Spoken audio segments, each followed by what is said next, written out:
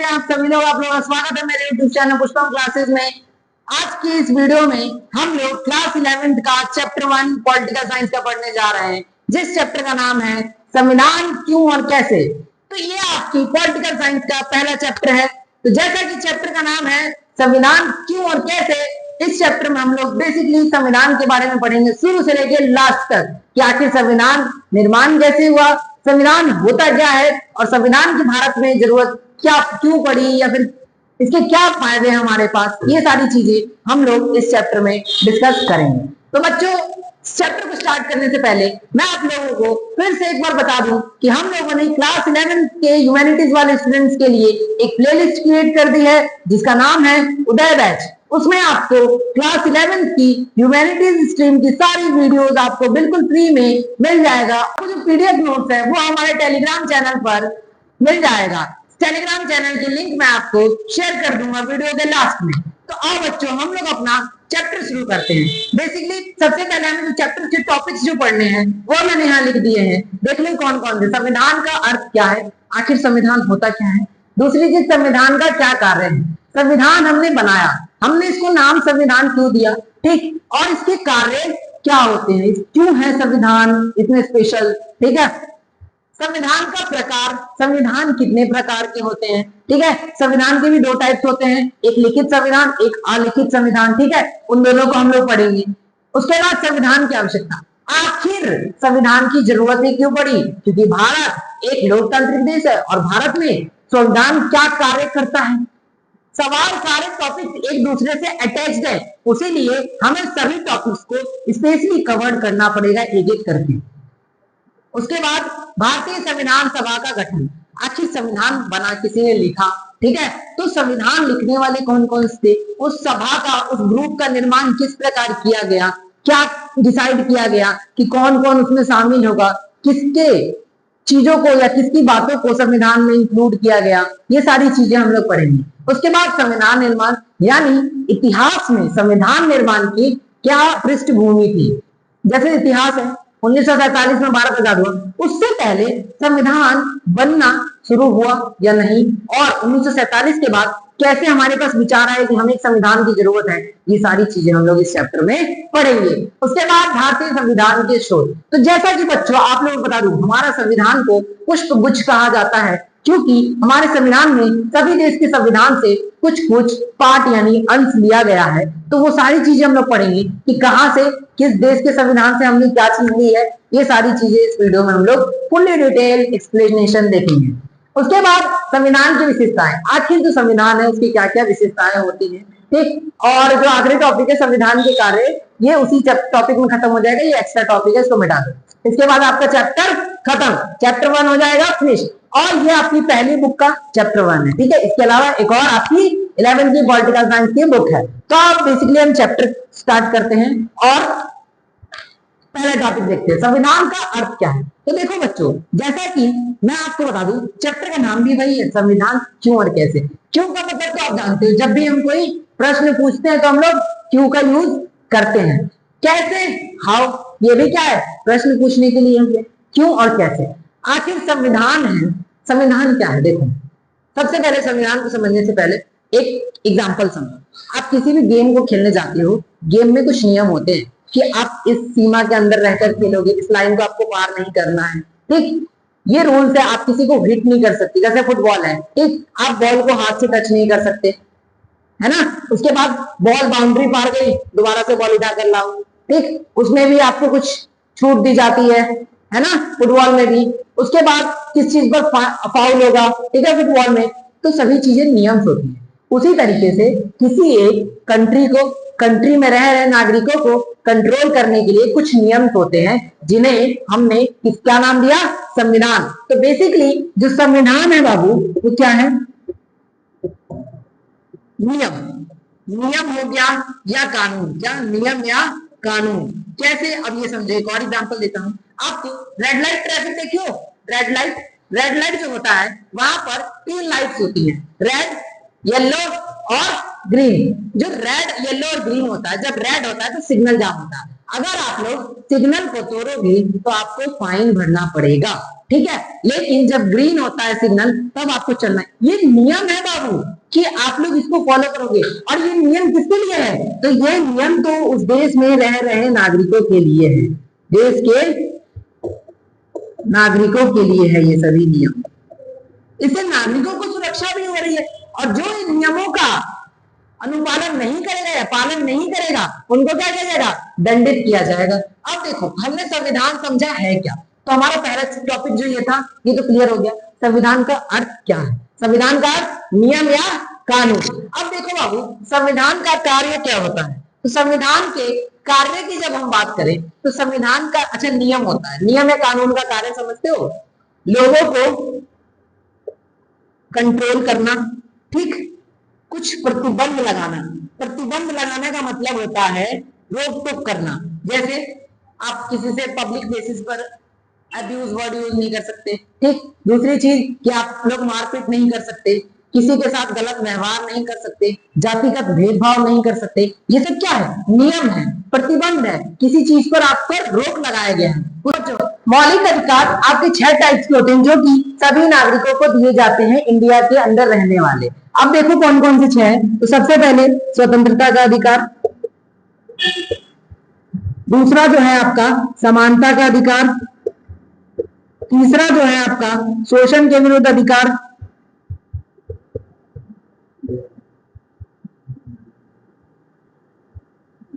ठीक। उसके बाद आपका है संस्कृति और शिक्षा का अधिकार,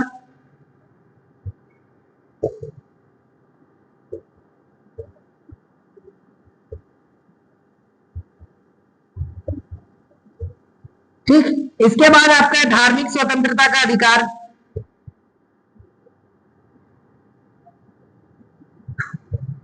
आखिरी जो है आपका छठा वो है संवैधानिक उपचार का अधिकार।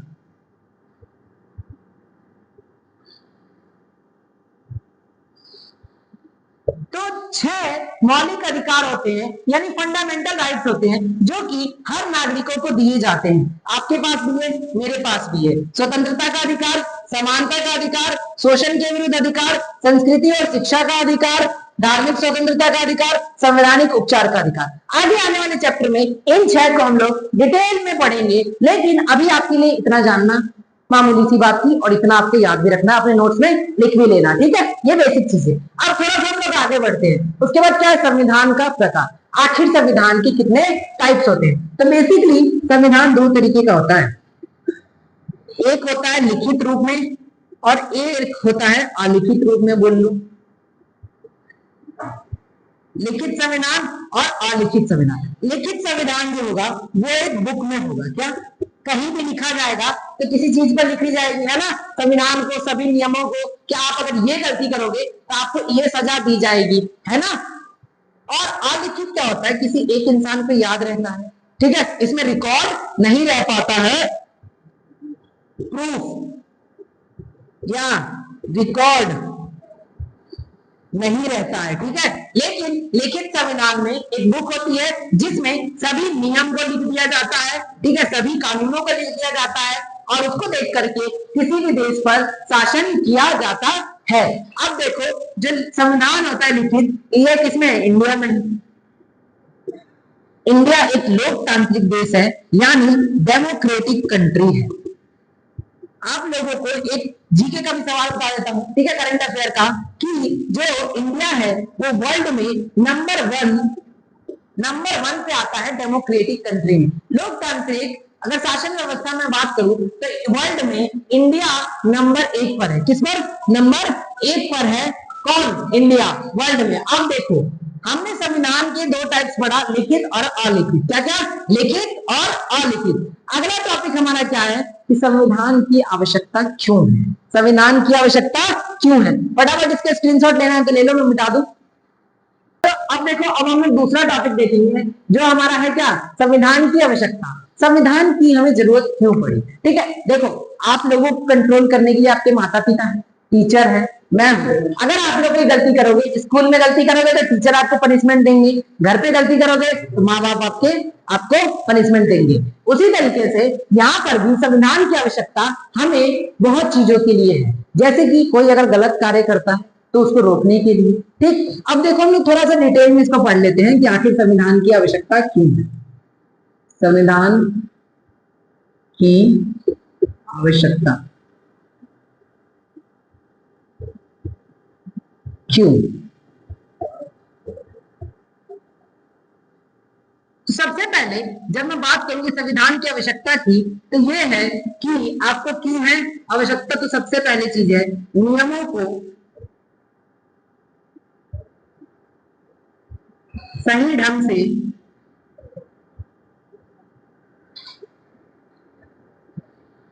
लागू करने के लिए। किस लिए?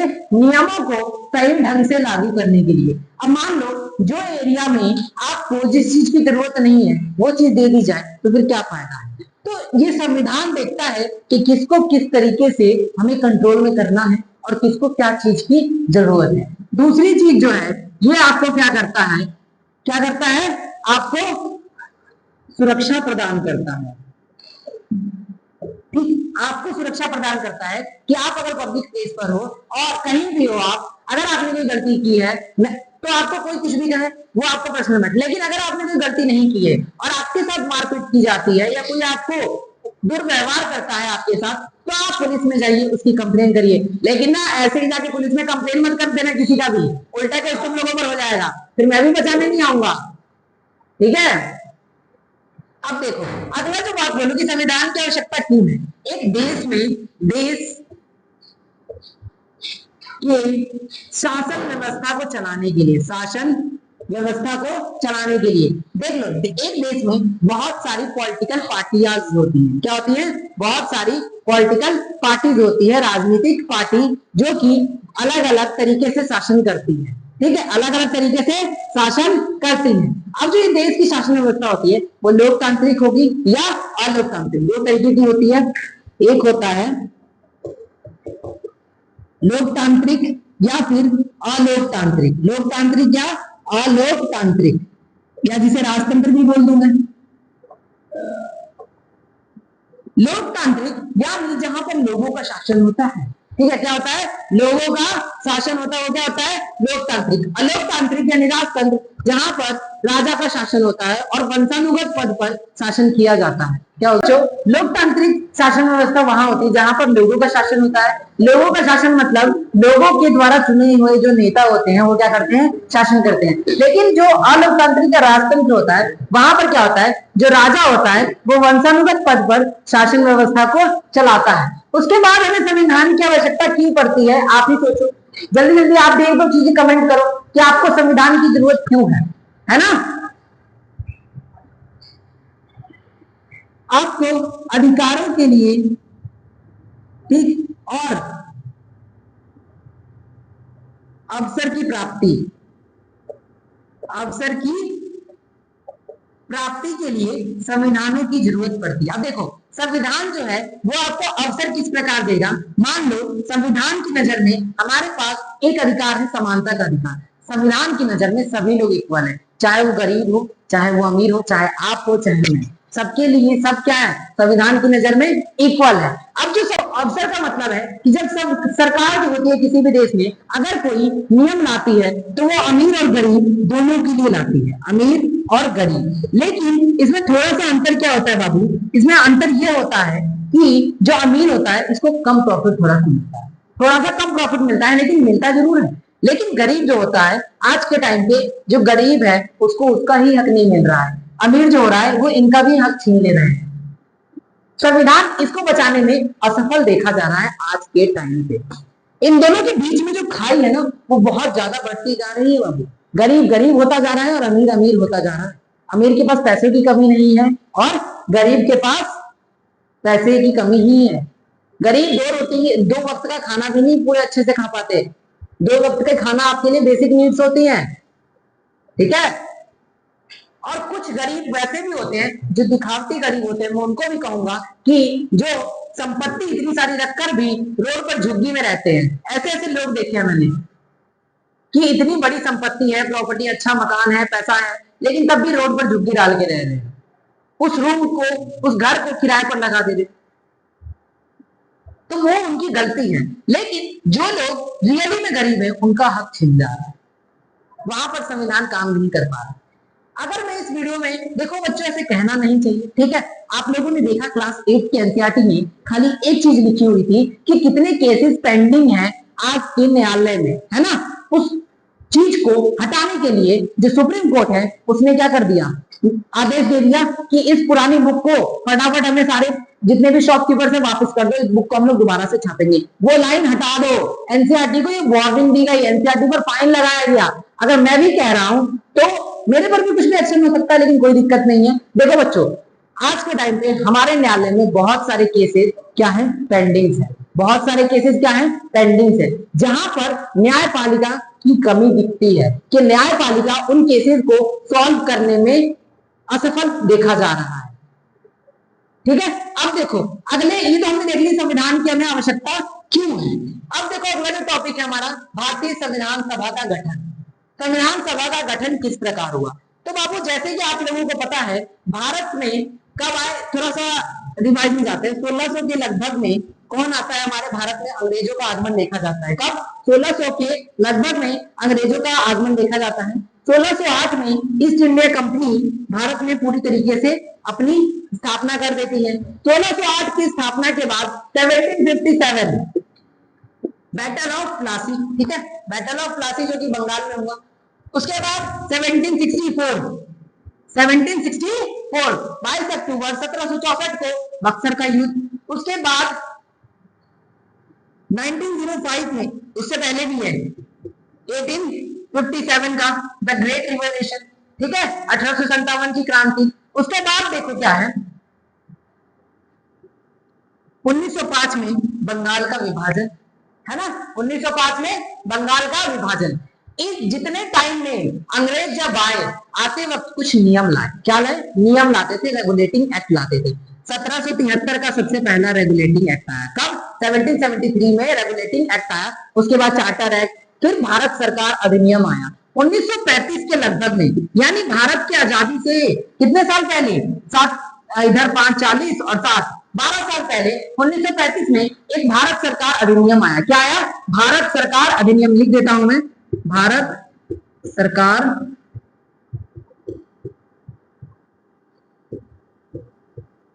सरकार अधिनियम। ये जो भारत सरकार अधिनियम आया, इसमें यह बात कही गई कि भारत को एक संविधान की जरूरत है और संविधान के निर्माण के लिए आप लोग क्या करिए, एक संविधान सभा का गठन कीजिए, संविधान सभा का गठन कीजिए। एक और बात याद रखना, करंट अफेयर का भी है। 1885 में कांग्रेस की स्थापना हो गई। कब, 1885 में कांग्रेस की स्थापना हो गई। किसने की, एओ ह्यूम ने कर दी थी। कांग्रेस की स्थापना एओ ह्यूम ने कर दी थी 1885 में। तो कांग्रेस जो है वो हमारी बहुत पुरानी पार्टी है और 1935 तक आते आते इसका थोड़ा सा हमें प्रभुत्व भी देखने को मिलता है। 1857 की क्रांति में भी ये जितने भी कांग्रेस पार्टी में नेता थे वो सारे क्या थे, शामिल थे। अब देखो भारत सरकार अधिनियम में ये बात कही गई कि संविधान सभा का गठन कीजिए, संविधान सभा का गठन कीजिए। लेकिन इस गठन में ये चीज थी कि कुछ अंग्रेजों के भी लोग होंगे, अंग्रेजों के भी लोग होंगे, लेकिन कांग्रेस के जितने भी सदस्य थे इससे असंतुष्ट मतलब सेटिस्फाइड नहीं थे। उनका कहना यह था कि अगर संविधान भारत के लिए बनाया जा रहा है तो उसमें कोई भी अंग्रेज नहीं होगा, उसमें हमारे ही देश के लोग शामिल होंगे। क्या होंगे, हमारे ही देश के लोग शामिल होंगे। अब मैं बोलूं संविधान सभा का गठन किया गया और संविधान सभा का जब गठन किया गया उसमें, ठीक है, 1947 में हमारा भारत आजाद हो जाता है। कब, 15 अगस्त 14 से 15 अगस्त 1947 की मध्य रात्रि को भारत आजाद हो गया। अब मैंने ऐसा क्यों लिखा 14-15 अगस्त की मध्य रात्रि। देखो मध्य रात्रि लिखने का मतलब ये है, अभी तक आपने पढ़ा कि 15 अगस्त को हम लोग स्वतंत्रता दिवस मनाते हैं, तो वो क्या हो गया, भारत आजाद हुआ है। लेकिन 14 और 15 अगस्त के रात के 12 बजे भारत को आजादी मिली और आजादी के साथ साथ भी भारत को बंटवारा भी मिल गया, भारत से टूटकर पाकिस्तान बन गया। वो हमें 12th में पूरा डीपली पढ़ेंगे, ठीक है। अब देखो क्या है कि आपने इतना पढ़ा, भारत कब आजाद हो गया, 1947 में भारत आजाद हो गया। अब संविधान बनना शुरू उससे पहले ही हो गया, ठीक है, संविधान बनना पहले ही शुरू हो गया। फटाफट मिटा देता हूं, आप लोग थोड़ा सा इसको स्क्रीनशॉट ले लो। तो अभी तक हमने पढ़ा कि आखिर भारत 1947 में आजाद हो गया, उससे पहले ही संविधान का निर्माण चालू हो गया था। तो संविधान सभा की जब पहली बैठक की बात करूं तो 9 दिसंबर 1946 को पहली बैठक होती है। कब? 9 दिसंबर 1946 को संविधान सभा की पहली बैठक होती है। कब? 9 दिसंबर 1946 को संविधान सभा की पहली बैठक होती है। अब इसके बाद 13 दिसंबर 1946 को दूसरी बैठक होती है। इस दूसरी बैठक में भारत की जो संविधान की प्रस्तावना है उसको जवाहरलाल नेहरू ने, किसने? JLWN, जवाहरलाल नेहरू, ठीक है, शॉर्टकट में लिख दिया मैंने। इन्होंने पेश कर दिया संविधान सभा में प्रस्तावना को, ठीक है, क्या कर दिया? प्रस्तावना को पेश कर दिया। इसके बाद 13 दिसंबर 1946 ये हो गया, ठीक। इसके बाद आपका जो क्रमगत विकास होते रहा और हमारा जो संविधान बनकर तैयार होता है 26 नवंबर 1949 को हमारा संविधान बनकर पूर्ण रूप से तैयार हो गया, पूर्ण रूप से तैयार हो गया। संविधान हमारा पूर्ण रूप से बनकर तैयार हो गया। कब? 26 नवंबर 1949। इसको बनने में जो समय लगा 2 वर्ष 11 महीने 18 दिन, कितने? 2 वर्ष 11 महीने 18 दिन लगा संविधान को बनने में समय। ये आपसे हर जगह कहीं भी आप जाओगे ये क्वेश्चन पूछा जाएगा कि संविधान बनने में कितना टाइम लगा, कितना टाइम लगा? 2 वर्ष 11 महीने 18 दिन। इस पर जब संविधान बनकर तैयार हो गया था 284 लोगों ने हस्ताक्षर किया था। कितने? अंतिम में 284 लोगों ने हस्ताक्षर किया था। अब बच्चों एक लास्ट पॉइंट समझो कि संविधान हमने देख लिया बनना कैसे स्टार्ट हुआ, है ना। उसके बाद बनकर कब तैयार हो गया ये भी देख लिया हमने, 26 नवंबर 1949। अब लागू जो होता है वो होता है आपका 26 जनवरी 1950, जिसे हम लोग गणतंत्रता दिवस के रूप में मनाते हैं। क्या मनाते हैं? गणतंत्रता दिवस के रूप में मनाते हैं। लेकिन 15 अगस्त 1947 को हम लोग स्वतंत्रता दिवस के रूप में मनाते हैं और 26 जनवरी 1950 को गणतंत्रता दिवस के रूप में मनाते हैं। अब देखो यहाँ पर डाउट ये है कि जब संविधान हमारा बनकर तैयार हो गया इस 1949 में ही, तो हमने 26 जनवरी 1950 का वेट क्यों किया? ये आपसे कई बार सवाल पूछा जाता है कि 1949 में बनकर तैयार हो गया तो 1950 में हमने लागू क्यों किया? इसके पीछे थोड़ा सा और बैक में जाते हैं। 26 जनवरी 1930 के लगभग में, ठीक है, हमने ये क्या कर लिया था, अपना उद्देश्य बना लिया था कि हम क्या हो जाएंगे? आजाद हो जाएंगे। और जो हमारा प्रथम स्वतंत्रता दिवस मनाया गया वो 26 जनवरी 1930 के दिन ही मनाया गया। लेकिन यहाँ पर देखो 26 जनवरी ये डेट सेम थी और हम आजाद कब हुए? 1947 में आजाद हुए। हमने प्रथम स्वतंत्रता दिवस कब मनाया? 1930 में, 1930 में मनाया। लेकिन इस दिन हम पूर्ण रूप से आजाद नहीं हुए थे, पूर्ण रूप से आजाद नहीं हुए थे। हम पूर्ण रूप से आजाद कब हुए? 1947 में। अब 1947 में तो हमने अपना स्वतंत्रता दिवस मना लिया, लेकिन इस दिन हमने स्वतंत्रता दिवस पहले मनाया। आपसे पूछा यह जाएगा कि पहली बार स्वतंत्रता दिवस कब मनाया गया, तो डेट क्या हमारा होगी? 26 जनवरी 1930। लेकिन ये पूछा जाएगा कि अगर भारत को आजादी कब मिली तब आप क्या डालोगे? 1947 मारोगे।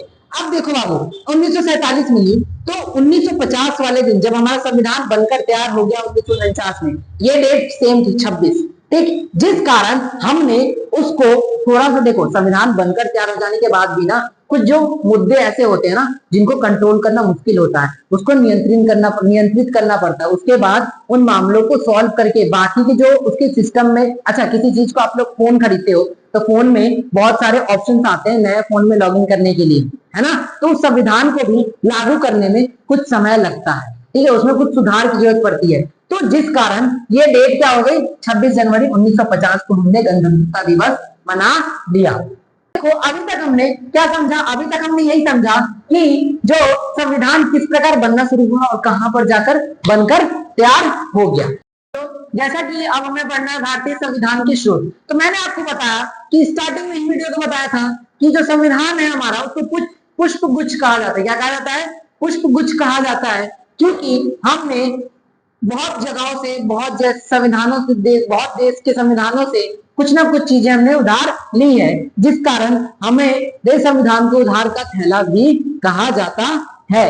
अब देखो मैंने आपको दो नाम बता दिए, एक उधार का थैला और एक पुष्प गुच्छ। अब कहां से क्या लिया गया हम लोग ये पढ़ लेते हैं। तो ब्रिटिश संविधान से, यानी जो ब्रिटिश का संविधान था उससे हमने बहुत सारी चीजें ली, जो कि पहला है सर्वाधिक मत के आधार पर जीत। जिसको ज्यादा वोट मिलेगा वो जीत जाएगा। जैसे मान लो एक चिंटू है, क्या है? चिंटू है और एक मिंटू है।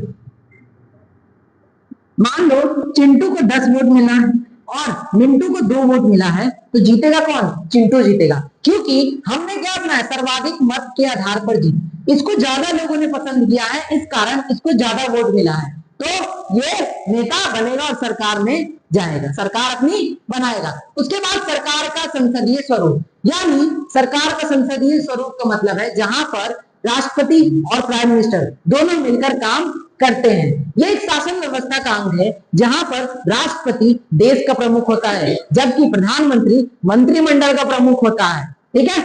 उसके बाद क्या है? कानून के शासन का विचार, यानी हमने ब्रिटिश संविधान से लिया कि हमें एक ऐसा कानून बनाना है जिससे हमें पूरे देश को चलाना है। सभी लोगों को बांध कर रखने का काम कौन करता है?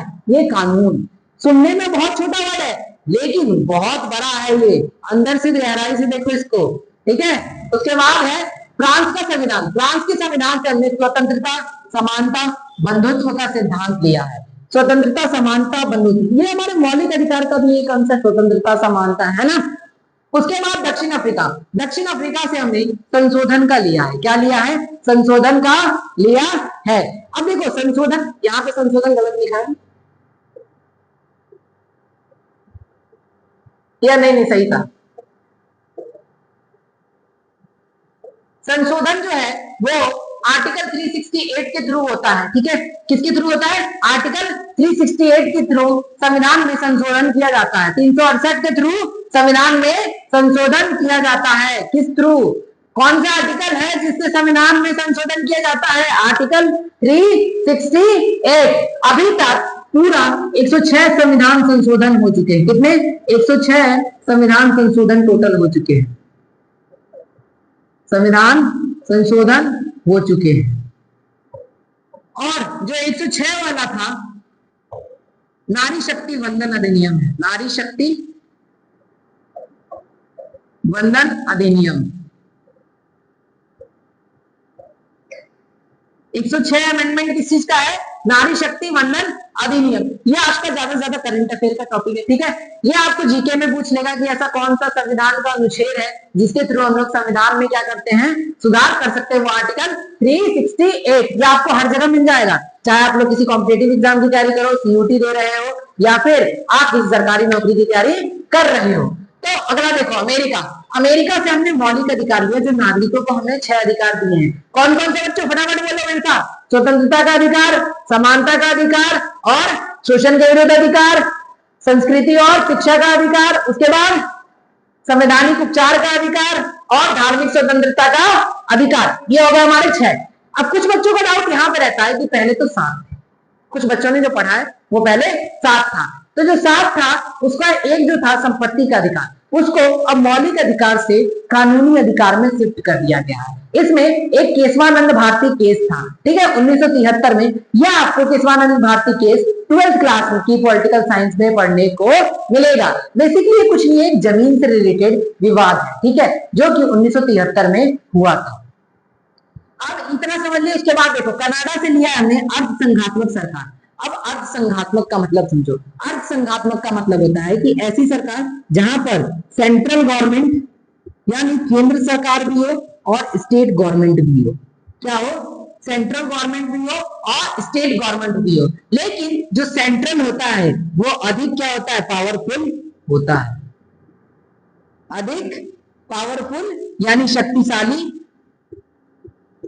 होगा। As the comparison of state government. समझे।